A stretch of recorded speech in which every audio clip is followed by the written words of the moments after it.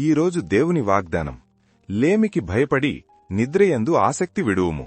నీవు మేల్కొనియుండిన ఎడల ఆహారం తిని తృప్తి పొందుదువు.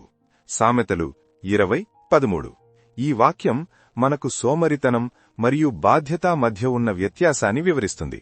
ఇక్కడ నిద్ర అంటే రాత్రిపూట విశ్రాంతి తీసుకోవడం కాదు. అది శరీరానికి అవసరం.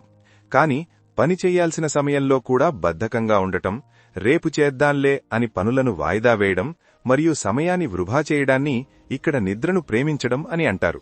కండ్లు తెరవడం అంటే కేవలం నిద్రలేవడం మాత్రమే కాదు, మన చుట్టూ ఉన్న అవకాశాలను గుర్తించడం, అలసత్వాన్ని వదిలి చురుకుగా ఉండి మన బాధ్యతలను సకాలంలో నెరవేర్చడం.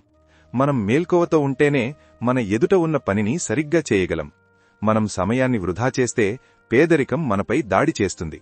అది ఆర్థికంగా కావచ్చు, లేదా జీవితంలో ఎదుగుదల లేకపోవడం కావచ్చు. మనం కష్టపడి పనిచేస్తే మనకు కావలసిన ఆహారం మరియు అవసరాలు తీరడమే కాకుండా మనం తృప్తిగా ఉంటాము. దేవుడు మన కష్టాన్ని దీవిస్తాడు.